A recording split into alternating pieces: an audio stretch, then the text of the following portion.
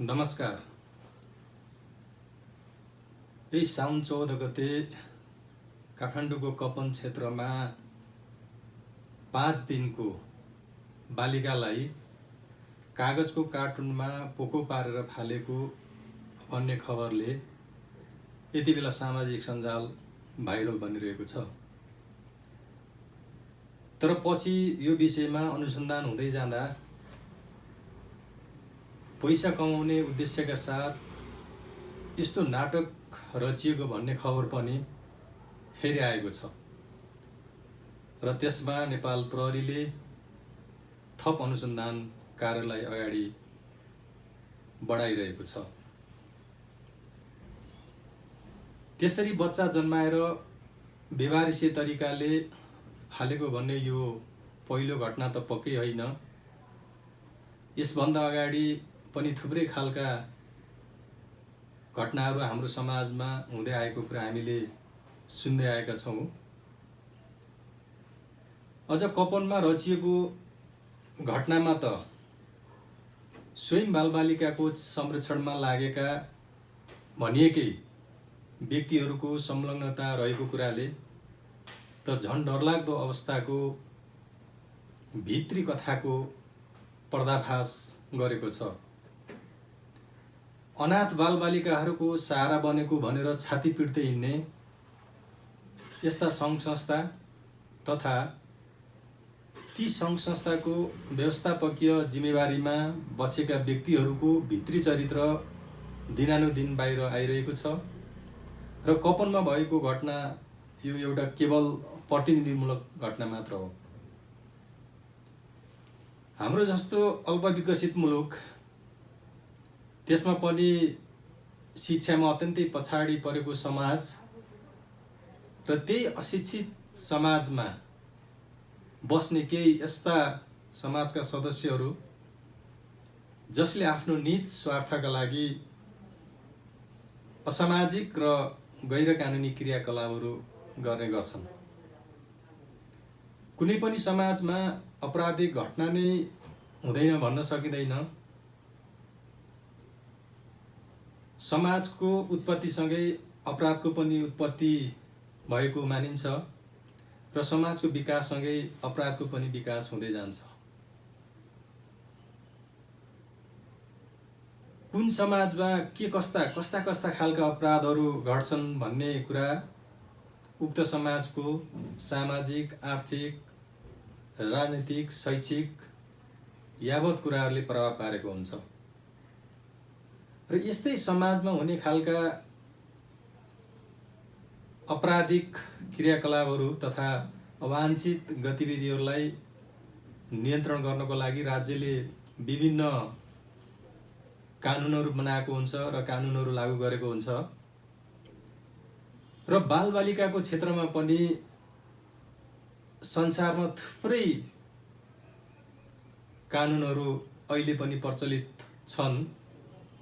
विशेष गरी अन्तर्राष्ट्रिय स्तरमा बालबालिका सम्बन्धी महासन्धि अहिले क्रियाशील छ र बालबालिकाको अधिकारसँग जोडेर बालबालिका सम्बन्धी अन्तर्राष्ट्रिय महासन्धि 1989 संयुक्त राष्ट्र सङ्घले घोषणा गर्यो र नेपालको सन्दर्भमा पनि बालबालिका सम्बन्धी कानुन अहिले प्रचलित छ। र पहिलो कुरो यहाँलाई मैले बालबालिका सम्बन्धी अन्तर्राष्ट्रिय महासन्धिले बालबालिकाको सम्बन्धमा के भन्छ भने म एउटा कुरा मात्रै भन्छु। प्रत्येक बालबालिकालाई निजको वा निजका बाबुआमाको वा कानुनी संरक्षकको जाति, वर्ण, लिङ्ग, भाषा, धर्म, राजनीतिक वा अन्य विचार, राष्ट्रिय, जातीय वा सामाजिक उत्पत्ति, सम्पत्ति, अशक्तता, जन्म वा अन्य हैसियत जेसुकै भए पनि कुनै पनि किसिमको भेदभाव गर्नु हुँदैन भनेर उक्त महासन्धिले बालबालिकाका अधिकारहरूलाई संरक्षित गरेको छ। अब नेपालमा बालबालिकाहरूको अधिकारको संरक्षण, प्रवर्धन तथा उनीहरूका हक अधिकारहरूको उपयोग गर्ने वातावरण बनाउनको लागि बालबालिका सम्बन्धी ऐन 2075 अहिले क्रियाशील छ र त्यो उक्त 2075 थुप्रै बालबालिकाका अधिकारहरूलाई उल्लेखित गरिएको छ। ती अधिकारहरूमध्ये पहिलो अधिकार भनेको कुनै पनि बालबालिका त्यो सम्मानपूर्वक बाँच्न पाउने अधिकार उक्त ऐनले व्यवस्था गरेको छ। त्यस्तै गरी नाम र राष्ट्रियता र पहिचानको अधिकार, भेदभाव विरुद्धको अधिकार, बाबुआमासँग बस्ने र भेटघाट गर्न पाउने अधिकार, संरक्षणको अधिकार, सहभागिताको अधिकार, अभिव्यक्ति स्वतन्त्रता र सूचनाको अधिकार, गोपनीयताको अधिकार, संस्था खोल्ने र शान्तिपूर्वक भेला हुन पाउने अधिकार, शिक्षाको अधिकार र अपाङ्गता भएका बालबालिकाहरूको विशेष अधिकार र पोषण तथा स्वास्थ्यको अधिकार भनेर थुप्रै अधिकारहरूलाई बालबालिका सम्बन्धी ऐन 2075 व्यवस्था गरिएको छ। अब मुख्य कुरा बालबालिकाहरूको अधिकारलाई कसरी प्रवर्धन गर्ने र बाल अधिकार महासन्धि लगायत बालबालिका सम्बन्धी ऐन 2075 मा भएका बालबालिका सम्बन्धी अधिकारहरूलाई कसरी उनीहरूको अधिकारहरूलाई चाहिँ संरक्षण गर्ने, प्रवर्धन गर्ने भन्ने विषय यी अघि मैले भनेका अधिकारहरूमध्ये सबभन्दा महत्त्वपूर्ण अधिकार संरक्षणको अधिकार रहेको हुन्छ। किनकि कानुनमा अधिकार मात्रै उल्लेख गरेर त्यतिले मात्र पुग्दैन। ती अधिकारहरूलाई लागू गराउनलाई, ती अधिकारहरूलाई उपयोग गराउनलाई, ती अधिकारहरूलाई उपभोग गर्ने वातावरण सिर्जना गर्नको लागि र विभिन्न हिसाबले जुन बाल अधिकार हनन भएको अवस्थामा कसरी बाल अधिकारहरूलाई संरक्षण गर्ने भन्ने विषयमा यो संरक्षणको अधिकार अत्यन्तै महत्त्वपूर्ण अधिकार हो। त्यही विषयवस्तुलाई अलि बढी यहाँहरू समक्ष म राख्न गइरहेको छु। र संरक्षणको अधिकारभित्र विशेष गरी प्रत्येक बालबालिकाहरूलाई आफ्नो बाबु आमा, परिवारको अन्य सदस्य वा संरक्षकबाट उचित हेरचाह, संरक्षण, पालन पोषण र माया प्राप्त गर्ने अधिकार हुन्छ। बालबालिकाको हेरचाह, संरक्षण तथा पालन पोषण गर्ने सम्बन्धमा बाबुआमाको समान दायित्व हुन्छ र बाबुआमाको सम्बन्ध विच्छेद भएको वा अन्य कुनै कारणले अलग बसेको अवस्थामा बालबालिकाको पालन पोषणको खर्च आर्थिक क्षमता अनुसार बाबुआमा दुवैले बेहोर्नु पर्नेछ भन्ने कुरा उल्लेख गरेको छ। त्यस्तै गरी कुनै पनि बालबालिका, बाबुआमा, परिवारको अन्य सदस्य वा संरक्षकले आफ्नो छोराछोरी वा संरक्षकत्वमा रहेका बालबालिकाहरूलाई बेवारिसे छोड्न वा त्याग्न नपाउने व्यवस्था गरेको छ। त्यस्तै गरी कुनै पनि बालबालिकालाई सेना, प्रहरी र सशस्त्र समूहमा भर्ना गर्न र प्रत्यक्ष वा अप्रत्यक्ष रूपमा सशस्त्र द्वन्द्व वा राजनीतिक उद्देश्य प्राप्तिका लागि प्रयोग गर्न पाइने छैन। कसैले पनि सशस्त्र द्वन्द्व र जस्तोसुकै प्रतिकूल अवस्थामा कुनै बाहनामा बालबालिकाको हितको लागि प्रयोग हुने विद्यालय लगायतका अन्य सेवा वा सुविधामा आक्रामक वा सोको सञ्चालन एवं व्यवस्थापनमा अवरोध गर्न पाउने अवस्था नपाउने, 14 वर्ष मुनिका बालबालिकाहरूलाई जोखिमपूर्ण काममा लगाउन वा घरेलु कामदार वा कमलरीको रूपमा राख्न नहुने र बालबालिकाका यी अधिकारहरू, यी जुन संरक्षणको अधिकारभित्र पर्ने अधिकारहरू छन्, यी अधिकारहरूको कार्यान्वयनको दौरानमा यिनलाई कसरी कार्यान्वयन गर्ने र बालबालिकाका बाबुआमा वा कानुनी संरक्षक वा अन्य हेरचाह गर्ने जोसुकैले पनि बालबालिकाको सर्वोत्तम हित हुने गरी आवश्यक संरक्षण गर्ने, स्याहार सम्भार गर्ने, सुरक्षा लगायत अन्य बाल अधिकार महासन्धि बमोजिमका सम्पूर्ण प्रक्रियाहरू चाहिँ पुरा गर्नुपर्ने हुन्छ। यो कुरा यो बालबालिका सम्बन्धी ऐन 2075 मा उल्लेख गरिएको छ। र यति कुरा भनिसकेपछि अब बालबालिका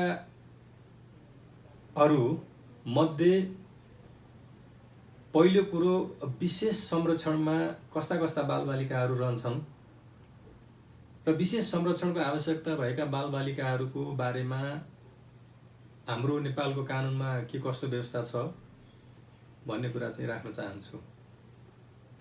र पहिलो कुरो कस्ता कस्ता अवस्थाका बालबालिकाहरूलाई विशेष संरक्षणको आवश्यकता रहन्छ र त्यस्तो अवस्था कसरी सिर्जना हुन्छ भन्ने कुरा हामीले बुझ्न जरुरी छ। जन्म दिने बाबुआमा गुमाई अनाथ भएका बालबालिकाहरू पनि विशेष संरक्षणको आवश्यकता रहेका बालबालिकाभित्र पर्छन्। त्यस्तै गरी अस्पताल वा अन्य कुनै सार्वजनिक स्थानमा अलपत्र अवस्थामा छाडिएका वा फेला परेका बाबुआमाबाट अलगिएका वा बाबुआमा पत्ता नलागी बेवारिसे भएका बालबालिकाहरू पनि विशेष संरक्षणको आवश्यकता रहेका बालबालिकाभित्र पर्छन्। र बाबुआमालाई गम्भीर शारीरिक वा मानसिक अपाङ्गता भएका अवस्थामा र त्यो अशक्तताको कारणले त्यस्ता बालबालिकाहरूलाई उचित हेरचाह गर्न नपाएका बालबालिकाहरू पनि यो क्याटेगोरीमा पर्छन्। र अर्को जबरजस्तीकरण वा कानुन बमोजिम सजाय हुने हाडनाताबाट जन्मिएका शिशुलाई आफूले पालन पोषण गर्न नसक्ने भनी बाल कल्याण अधिकारी समस्या बुझाएका बालबालिकाहरू, त्यस्तै गरी विपद वा सशस्त्र द्वन्द्वको कारणले आमाबाबु दुवै वा आमाबाबु मध्ये एक गुमाएका, बेपत्ता भएका र आफूले नै शारीरिक वा मानसिक रूपमा घाइते भएका वा अपाङ्गता भएका बालबालिकाहरू पनि विशेष संरक्षणको आवश्यकता भएका बालबालिकाहरूभित्र पर्दछन्। र अन्तिममा कानुनको द्वन्द्वमा परेका बालबालिकाहरूलाई पनि विशेष संरक्षणको आवश्यकता रहन्छ। र यति 6वटा कुराहरूलाई बालबालिका सम्बन्धी ऐन 2075ले व्यवस्था गरेको छ। अब थोरै यहाँहरूलाई यो विशेष संरक्षणको आवश्यकता रहेका बालबालिकाहरूको संरक्षण कसरी गर्ने, संरक्षण सम्बन्धी कानुनी व्यवस्थाहरू के रहेका छन् र त्यस्ता बालबालिकाहरूको संरक्षणको जिम्मा लिन चाहने कानुनी मान्यता प्राप्त बालगृहहरू तथा स्वयं व्यक्तिहरूले के कस्ता कानुनी प्रक्रियाहरू पुरा गर्ने र संरक्षकतामा लिने कानुनी दायित्व के हुने र कानुन विपरीत तथा संरक्षणको जिम्मा लिएका कानुन बमोजिमका बालगृह र व्यक्तिहरूले त्यस्तो कानुनी दायित्व उल्लङ्घन गरेको खण्डमा के कस्तो खालको सजाय हुने भन्ने विषयमा पनि केही कुराहरू राख्न चाहन्छु। र विशेष संरक्षणको आवश्यकता भएका बालबालिकाहरूको संरक्षण गर्ने प्रयोजनको लागि नेपाल सरकारले प्रदेश सरकार र स्थानीय तहले आवश्यकता अनुसार बालगृहको स्थापना गर्ने, त्यस्तो बालगृहको स्थापना सञ्चालनको योग्यता, सञ्चालन अनुमति, नवीकरण, वर्गीकरण र सञ्चालन मापदण्ड र अनुगमन सम्बन्धी व्यवस्थाहरू पनि उल्लेख गरिएको हुनुपर्ने र विशेष संरक्षणको आवश्यकतामा भएका बालबालिकाहरूको उपयुक्त पुनर्स्थापना नभएसम्म वा त्यस्तो बालबालिकाको उमेर 18 वर्ष नपुगेसम्म निजलाई बालगृहमा राख्ने र विद्यालय बालबालिकासँग प्रत्यक्ष काम गर्ने प्रत्येक सार्वजनिक निकाय तथा निजी क्षेत्र एवं सामाजिक संस्थाहरूले बालबालिकाको विरुद्धको हिंसा वा बाल यौन दुर्व्यवहारको रोकथाम गर्न, बालबालिकाको संरक्षण सुनिश्चित गर्न र उजुरीको तत्काल कारबाही गर्नको लागि संस्थागत तथा बाल संरक्षण मापदण्ड निर्धारण गरी लागू गर्ने र बालबालिकाको अधिकारको सम्मान, संरक्षण र सम्वर्धन गर्न तथा बाल संरक्षण कार्य समेत गर्नका लागि स्थानीय तहमा एकजना बाल कल्याण अधिकारीको व्यवस्था गर्ने र अर्को बालबालिकालाई तत्काल उद्धार, राहत तथा पुनर्स्थापना गर्न तथा क्षति पुगेका बालबालिकाहरूलाई त्यस्तो क्षति प्रदान गर्ने काम समेतका लागि एक बाल कोषको स्थापना गर्ने। त्यस्तै गरी बालबालिका विरुद्धको कसुरबाट पीडित बालबालिकाहरूलाई शारीरिक वा मानसिक उपचार गराउन वा सामाजिक रूपमा पुनर्स्थापना गराउनका लागि नेपाल सरकारले आवश्यकता अनुसार पुनर्स्थापना केन्द्रहरू स्थापना गर्ने र बाल अधिकार तथा हकितको संरक्षण र सम्वर्धन नेपाल सरकार महिला बालबालिका तथा ज्येष्ठ नागरिक मन्त्रालयले गर्ने र मन्त्रालयको मन्त्रीको अध्यक्षतामा राष्ट्रिय स्तरमा राष्ट्रिय बाल अधिकार परिषद गठन गर्ने र प्रत्येक प्रदेशमा प्रदेश सम्बन्धित विषयगत हेर्ने मन्त्रालयको अथवा मन्त्रीको अध्यक्षतामा प्रदेश बाल अधिकार समिति गठन गर्ने र प्रत्येक स्थानीय तहमा गाउँपालिका वा नगरपालिकाको उपाध्यक्ष वा उपप्रमुखले तोकेको त्यस्तो गाउँ कार्यपालिका वा नगर कार्यपालिकाको सदस्यको अध्यक्षतामा स्थानीय बाल अधिकार समिति गठन गर्ने भनेर यति कुराहरू यो बालबालिका सम्बन्धी ऐन 2075 बाल संरक्षणको उपायहरूको सन्दर्भमा यो संस्थागत व्यवस्था गरेको देखिन्छ। त्यस्तै गरी बाल अधिकार तथा हकहितको संरक्षण प्रवर्धन गर्ने सन्दर्भमा र अहिले जुन कपनको घटना छ त्यो कपनको घटना कसरी घट्यो र त्यो कपनको घटनामा अब कस्तो खालको कानुन आकर्षित हुन्छ र त्यसमा संलग्न जो जति छन् ती संलग्न पात्रहरूलाई के कस्तो खालको कानुनी कारबाही हुन्छ भन्ने विषय पनि अत्यन्तै महत्त्वपूर्ण छ। र कपनकै जस्तै थुप्रै हामीले समाजमा देख्ने गरेका घटनाहरू जुन व्यवहारिसे बालबालिकाहरू हामीले थुप्रै समाजमा देख्छौँ र त्यस्ता व्यवहारिसे बालबालिकाहरूलाई कानुनको दायराभित्र अथवा कानुनले व्यवस्था गरेका प्रक्रियाहरू पुर्याएर उसलाई कि सम्बन्धित चाहिँ कानुनी मान्यता प्राप्त बालगृहमा कानुनका प्रक्रियाहरू पुर्याएर चाहिँ राख्नुपर्ने हुन्छ। र यदि कसैले संरक्षक त प्रदान गर्न खोज्यो अथवा कुनै बालबालिका म आफूले ग्रहण गर्छु उसलाई हेरचाह स्याहार सम्हार गर्छु भनेर कुनै व्यक्तिले पनि चाह्यो भने पनि उसले त्यस्ता खालका चाहिँ कानुनी प्रक्रियाहरू चाहिँ पुरा गर्नुपर्ने हुन्छ। र कुनै पनि ठाउँमा अब त्यस्ता व्यवहारिसे बालबालिकाहरू भेटिन सक्छन्। हामी बसेको समाजमा हाम्रै वरिपरि त्यस्ता व्यवहारिसे बालबालिकाहरू भेटियो भने के गर्ने त्यो सम्बन्धी चाहिँ कानुनी व्यवस्थाहरू चाहिँ के छ भन्ने विषय पनि हामीले जान्न जरुरी छ। र त्यस्तो अवस्थामा के गर्ने भन्ने कुराहरू चाहिँ यहाँ राख्न चाहन्छु। र कुनै पनि ठाउँमा विशेष संरक्षणको आवश्यकता भएका बालबालिका रहे भएको थाहा पाउने व्यक्तिले सो कुराको सूचना बाल कल्याण अधिकारीलाई दिनुपर्छ। यो कुरा यो बालबालिका सम्बन्धी ऐन 2075 ले व्यवस्था गरेको छ। र त्यसरी बाल कल्याण अधिकारीले त्यस्तो सूचना पायो भने त्यस्तो बालबालिकाको तत्काल उद्धार गर्नुपर्छ र उद्धार गरिसकेपछि सुरक्षित बसोबासको व्यवस्था पनि मिलाउनुपर्छ। र उक्त बालबालिकाको सम्बन्धमा जति पनि प्राप्त सूचनाहरू छन् ती सूचनाहरूको आधारमा बाल कल्याण अधिकारीले जाँचबुझ गर्छ, छानबिन गर्छ र त्यो जाँचबुझ र छानबिनको अवस्था हेरेर यदि त्यस्तो बालबालिकाहरूलाई थप संरक्षण गर्नुपर्ने भयो भने र उसलाई थप अरू कुराहरू प्रदान गर्नु पर्यो भने आवश्यक सेवाको व्यवस्था पनि बाल कल्याण अधिकारीले गर्नुपर्छ। र बाल कल्याण अधिकारीले आवश्यक सेवा प्रदान गर्न तोकिए बमोजिमका समाजसेवीलाई पनि जिम्मेवारी दिन सक्छ भनेर चाहिँ त्यो ऐनमा गरेको छ। र छानबिन गर्दाखेरि विशेष संरक्षण गर्नुपर्ने देखिएमा आवश्यक अन्य सेवा सुनिश्चित गर्नुपर्ने देखियो र त्यसरी विशेष संरक्षण गर्न आवश्यक नदेखिएमा दुईटै कुरा हुने भयो। विशेष संरक्षण गर्न देखियो भने पनि त्यही अनुसारको व्यवस्था गर्नु पर्यो। यदि चाहिँ नदेखिएमा र त्यस्ता बालबालिकाहरूको बाबुआमा परिवारको अन्य सदस्य वा संरक्षक फेला परेमा बाल कल्याण अधिकारीले त्यस्तो बालबालिकालाई निजको जिम्मा लगाउने भन्ने कुरा चाहिँ उक्त ऐनले गरेको छ। अब यति कुराहरू गरिसकेपछि मात्रै हामीले कुनै त्यस्तो व्यवहारिसे बालबालिकालाई कुनै कानुनी मान्यता प्राप्त बालगृहमा राख्न सकिने र कुनै व्यक्तिगत ढङ्गले पनि कुनै समाजसेवीले चाहिँ जिम्मा लिन सक्ने भन्ने यो कानुनी प्रक्रिया छ। र कसैले पनि त्यसरी व्यवहारिसे बालबालिकाहरूलाई कसरी उनीहरूको संरक्षण गर्ने, कस्तो अवस्थामा बालगृहमा राख्ने, कस्तो अवस्थामा अब समाजको समाजसेवी व्यक्तिलाई दिने भन्ने कुरा हामीले थाहा पाउन जानेनौँ, जानकारी राख्न सकेनौँ भने फेरि भोलि केही कानुनी अप्ठ्याराहरू चाहिँ पर्न सक्छन्।